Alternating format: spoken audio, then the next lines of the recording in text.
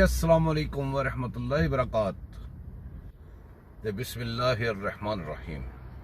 दोस्तों गल्लां बातां हुई पुरानियां जिहड़ी चल रही ने अजकल जो डिजाइन नवा आया है। देखो कहते ने कि भी बेवकूफ दोस्त नालों अकलमंद दुश्मन बेहतर होंदा है। साने बिल्कुल सही कहते हैं। तुहाडे सामने साबित होया जे कि किसी बंदे नूं याद भी नहीं सीगा मुराद सईद दे करतूत। किसी बंदे नूं पिंकी पीरनी ते याद भी नहीं सीगा ते खान साहब ने बंब फड़ के फीता कट के अपने गिटे दे आपे सुट लिया जे। तुसीं बंब दी तबाहियां देखो कितनियां जबरदस्त हुई ने कि दोबारा रीफ्रैश मैमरी हुई है लोगों की कि मुराद सईद दा की करतूत ने ते की खान साहब नाल चक्कर चुक्कर चलते पे ने। पिंकी पीरनी का सारा कुछ कच्चा चिट्ठा सामने आ गया है। लोग जदों तुहानूं पिंकी पीरनी की कहते हैं जादूगरनी यही कहते हैं। जादूगरनी नहीं है। तुसीं सारी दुनिया ने चोर कहते साबित तुसीं कर नहीं सको। साबित चोर नहीं होंदे तुसीं चोर कह रहे होंदे जे।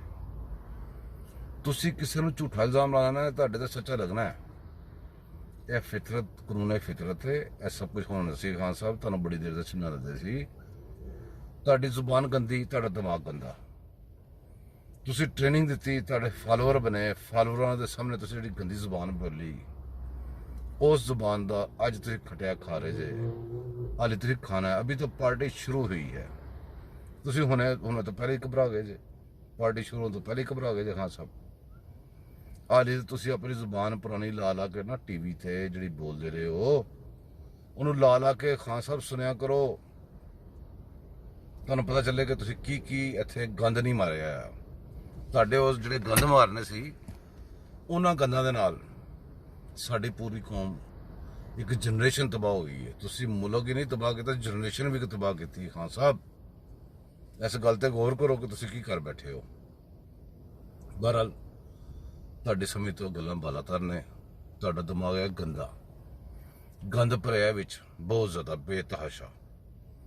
अल्लाह पाक ने तुहानूं हीरो बनाया सी इज्जत दी तुहानूं पैसा दिता तुहानूं सब कुछ दिता तुहानूं प्यार दिता। इस कौम ने इस कौम कोलों अल्लाह ताला ने ज़ात ने तुहानूं प्यार लैके दिता। खान साहब तुसीं उस प्यार का सिला दिता कि तुसीं इस कौम का मुल्क पूरा बड़ी कुर्बानियां नाल लिया मुल्क तबाह करता। उनकी मैशत तबाह करती उन्हें दारे तबाह करते। खान साहब तुसीं उनकी पूरी जनरेशन तबाह करती। खान साहब तुहानूं प्राइस पे करनी पैनी। तुसीं बंदे अंदर करन लग पे हो। ठीक है सारे पाकिस्तान अंदर कर देना छड्डना ना किसी नूं ना छड्डना सारे अंदर कर दिओ। ला दो जिन्नियां जिन्नियां पुठियां सीधी दफा पियां ना सारियां ते ला दिओ। पर खान साहब जो अंदर बैठणगे ना बंदे सारे जेलों जाके अवारा ते बैठणगे तो वह एक दूसरे नूं इक्को ही गल पुछणगे कि यार मुराद सईद दा की चक्कर सी। यार पिंकी पीरनी वाला की चक्कर सी। यार खान घूमिया क्यों एडा ज्यादा। यार खान वाला वट क्यों चढ़िया इस गल तो यही गल्लां पुछणगे ना। हाँ सब 5% पाकिस्तान जो टीवी इन्होंने मीडिया शीडिया होंदा जे कोई 5% तुसीं ला लो जिहड़े हत्थें फोन सुन लई फिरदे ने। बाकी पाकिस्तान तो बड़ी दूर है जे जिन्हों तुसीं PTV वहाई जा रहे सी। PTV चंगे चंगे चेहरे बना के ना अगे करी जा रहे सी। वो खान साहब वो जिहड़े तुसीं चेहरे बना के अगे कीते सी वो तुसीं आपे ही नोच के उन्हां दा मास्क लाते ने। तुसीं गंद मार बैठे हो मनो या ना मनो गंद बज गया जे। खान साहब तुसीं देखो अल्लाह ताला दी कानून कुदरत है। अल्लाह ताला दा कानून है कि झूठ बातल है सच हक है। हक दी जिंदगी हमेशा दी है झूठ दी जिंदगी थोड़ी देर दी है।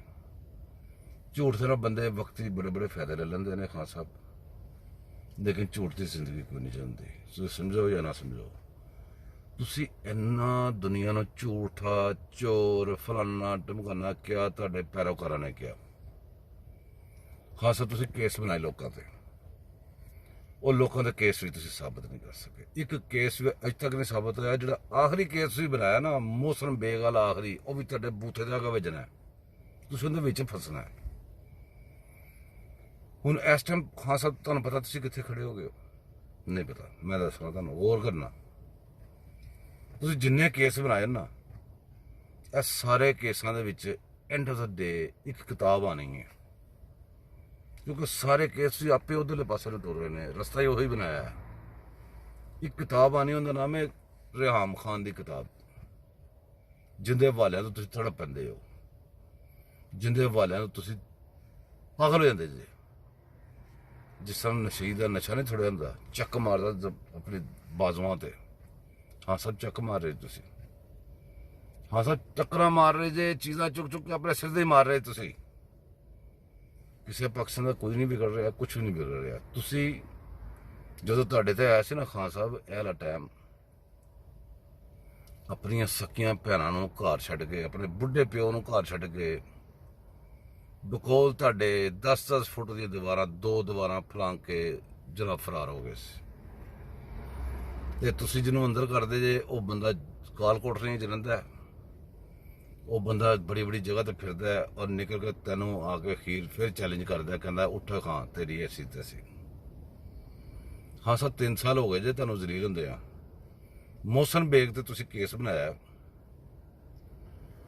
ਉਸ ਬੰਦੇ ਨੇ ਅਵਾਲਾਤ ਦੇ ਵਿੱਚੋਂ ਜਾ ਰਿਹਾ ਸੀ ਤੇ ਉਹਨੂੰ ਗੱਡੀ ਬਿਠਾਉਣ ਲੱਗੇ, ਤੇ ਕਿਸੇ ਬੰਦੇ ਨੇ ਉਹਨੂੰ ਪੁੱਛਿਆ ਕਿ ਖਾਨ ਸਾਹਿਬ ਵਾਸਤੇ ਕੋਈ ਪੈਗਾਮ, ਤੁਸੀਂ ਸੁਣਿਆ ਕਿ ਉਹਨੇ ਤੁਹਾਨੂੰ ਕੀ ਪੈਗਾਮ ਦਿੱਤਾ? ਤੁਹਾਨੂੰ ਤੁਹਾਡੇ ਤੱਕ ਸ਼ਾਇਦ ਕੋਈ ਪਹੁੰਚਾਵੇ ਨਾ। ਮੈਂ ਤੁਹਾਨੂੰ ਦੱਸਣਾ, ਉਹਨੇ ਕਿਹਾ ਸੀ ਕਿ ਇਸ ਫਲਾਣੇ ਟਮਕਾਨੇ ਦੇ ਨਾਲ ਉਹ ਜਿਹੜੇ ਲਫ਼ਜ਼ ਬੋਲੇ ਨੇ, ਉਹ ਤੁਸੀਂ ਆਪੇ ਤੋਂ ਸੁਣ ਲਵੋ, ਤੁਹਾਡਾ ਯਾਰ ਜੇ ਪੁਰਾਣਾ। ਉਹਨੇ ਕਿਹਾ ਬੁਰੇ ਦਿਨ, ਭਿਆਨਕ ਦਿਨ ਦੇ ਸ਼ੁਰੂ ਹੋ ਗਏ ਨੇ, ਜ਼ਲਾਲਤ ਦੇ ਦਿਨ ਸ਼ੁਰੂ ਹੋ ਗਏ ਨੇ। ਔਰ ਉਹਨੇ ਅੱਜ ਕਿਹਾ ਕਿ ਜੀ ਜਿਸ ਹਵਾਲਾ ਤੇ ਮੈਂ ਗਿਆ, ਐਸਾ 72 ਹਵਾਲਾ ਤਾਂ ਤੂੰ ਰੋਵੇਗਾ। ਤੇ ਖਾਨ ਸਾਹਿਬ ਹੋਇਆ ਪਤਾ ਕੀ ਹੈ, ਮੈਂ ਤੁਹਾਨੂੰ ਮਿਸਾਲ ਦੇ ਤੌਰ ਤੇ ਸਮਝਾਣਾ। ਮਿਸਾਲ ਦੇ ਤੌਰ ਤੇ ਐਡਾ ਇਕਤਦਾਰ ਇਹਨਾਂ ਨੂੰ, ਕਰੇਨ ਸਮਝ ਲਓ, ਕਰੇਨ ਬੜੀ ਵੱਡੀ, ਬਹੁਤ ਹੈਵੀ ਡਿਊਟੀ ਕਰੇਨ, ਤੁਹਾਨੂੰ ਬਣਾਇਆ ਹੁੰਦਾ ਆਪਰੇਟਰ, ਕਿਸੇ ਨੇ ਫੜ ਕੇ ਬਿਠਾਤਾ ਇਸ ਕਰੇਨ ਤੇ, ਤੁਹਾਨੂੰ ਚਲਾਉਣੀ ਕੋਈ ਨਹੀਂ ਸੀ ਆਉਂਦੀ। ਤੁਸੀਂ 4 ਚਫੇਰੇ ਕਰੇਨ ਜਿਹਦੇ ਜਦੋਂ ਮੂੰਹ ਘੁੰਮਿਆ ਨਾ, ਤੁਸੀਂ ਖਾਨ ਸਾਹਿਬ ਹਰ ਚੀਜ਼ ਤਬਾਹ ਕਰਤੀ ਉਧਰੋਂ, ਜਿਹੜੀ ਸ਼ੈ ਨੂੰ ਖਪਾਈ ਕਰੇਨ ਦੀ ਧਰੂ ਕੇ ਲਿਆ ਗਏ ਜੇ। ਉਹ ਸੁੱਟਦੇ ਚੀਜ਼ਾਂ ਤਬਾਹ ਕਰਦੇ ਮੁਲਕ ਨਾਲ ਖੇਡਦੇ ਮੁਲਕ ਦੀ ਚੀਜ਼ਾਂ, ਅਦਾਰੇ, ਹਰ ਚੀਜ਼ ਤਬਾਹ ਕਰਦੇ ਇਕਨੋਮੀਆਂ ਕ੍ਰਸ਼ ਕਰਦੇ ਇੱਥੋਂ ਤੱਕ ਪਹੁੰਚੇ ਖਾਨ ਸਾਹਿਬ ਕਿ ਹੁਣ ਕਿਸੇ ਚੀਜ਼ ਨੂੰ ਹੁੱਕ ਨਹੀਂ ਪੈਂਦੀ। ਸਾਰੀ ਚੀਜ਼ਾਂ ਜਿਹੜੀਆਂ ਤੁਹਾਡੇ ਕੀ ਆਕੜ ਗਈਆਂ ਨੇ ਜਾਂ ਇਹਨੇ ਜੋਗੀਆਂ ਨਹੀਂ ਰਹੀਆਂ। ਹੁੱਕ ਨਹੀਂ ਜਦੋਂ ਪੈਂਦੀ ਰਹੀ, ਤੁਸੀਂ ਹੈਗੇ ਜ਼ਿੱਦੀ ਬੱਚੇ, ਤੁਸੀਂ ਤੇ ਲੰਮੇ ਪੈ ਕੇ ਲੱਤਾਂ ਮਾਰ ਕੇ ਤੇ ਮੂੰਹ 'ਚ ਅੰਗੂਠਾ ਲੈ ਕੇ ਰੋਣ ਲੱਗ ਪੈਂਦੇ ਹੋ। ਮੈਂ ਮੂੰਹ ਵੈਸੇ ਜਮਾ ਤਕਦਮ ਕਿਹਾ ਕਿਉਂਕਿ ਮੇਰਾ ਪ੍ਰੋਗਰਾਮ ਜਿਹੜਾ ਨਾ, ਇਹ ਬੱਚੇ ਵੀ ਸੁਣਦੇ ਨੇ, ਤੇ ਬਸ ਅੱਗੇ ਤੁਸੀਂ ਆਪ ਸਮਝਦਾਰ ਹੋ। ਤੁਸੀਂ ਤੇ ਲੱਤਾਂ ਮਾਰਨ ਲੱਗ ਪੈਂਦੇ, ਹਾਂ ਮਾਂ ਬੇਬੇ ਤੁਹਾਡੀ ਜਿਹੜੀ ਉਹ ਗੇਟ ਨੰਬਰ 4 ਤਰੇ ਲੈਣ ਲੱਗ ਪੈਂਦੇ ਉਸ ਵੇਲੇ।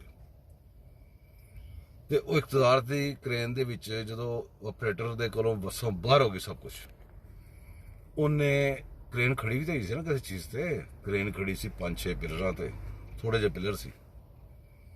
ਉਹ ਫਿਰ ਪਾਗਲ ਹੋ ਕੇ ਆਪਰੇਟਰ ਨੇ ਆਪਣੇ ਜਿਸ ਪਿਲਰ ਤੇ ਖੜਾ ਸੀ, ਉਹਨਾਂ ਜੋ ਕਿ ਪਿਲਰ ਨੂੰ ਚੱਕ ਭਰ ਲਿਆ। ਉਸ ਪਿਲਰ ਦੀ ਜਿਹੜੀ ਸਾਡੇ ਸਾਹਮਣੇ ਨਜ਼ਰ ਆ ਰਹੀ ਹੈ ਨਾ, ਜਿਹੜੀ ਉਹਦਾ ਰੁੱਖ ਨਜ਼ਰ ਆ ਰਿਹਾ ਹੈ, ਉਹਦੇ ਉੱਤੇ ਉਹ ਛੋਟਾ ਪੀਸ ਜਿਹੜਾ ਸਾਨੂੰ ਇੱਧਰ ਵਾਲੇ ਪਾਸੇ ਪਿਲਰ ਨੂੰ ਜਦੋਂ ਇੱਧਰੋਂ ਦੇਖਦੇ ਹਾਂ ਨਾ, ਤੇ ਸਾਡੇ ਵਾਲੀ ਸਾਈਡ ਤੇ ਜਿਹੜਾ ਨਜ਼ਰ ਆ ਰਿਹਾ ਨਾ, ਖਾਨ ਸਾਹਿਬ ਉੱਥੇ ਲਿਖਿਆ ਮੋਹਸਨ ਬੇਗ। ਤੇ ਤੁਸੀਂ ਆਪਣੇ ਪੈਰਾਂ ਤੇ ਇੱਕ ਬੜੇ ਛੇ ਮੇਰੇ ਦੋਸਤ ਨਹੀਂ ਹੈਗੇ, ਮੇਰੇ ਦੋਸਤ ਇਸ ਤਰ੍ਹਾਂ ਨੇ ਕਿ ਮੀਡੀਆ ਤੇ ਮੈਂ ਉਹਨਾਂ ਨੂੰ ਦੇਖਣਾ ਸੁਣਦਾ ਰਹਿਣਾ।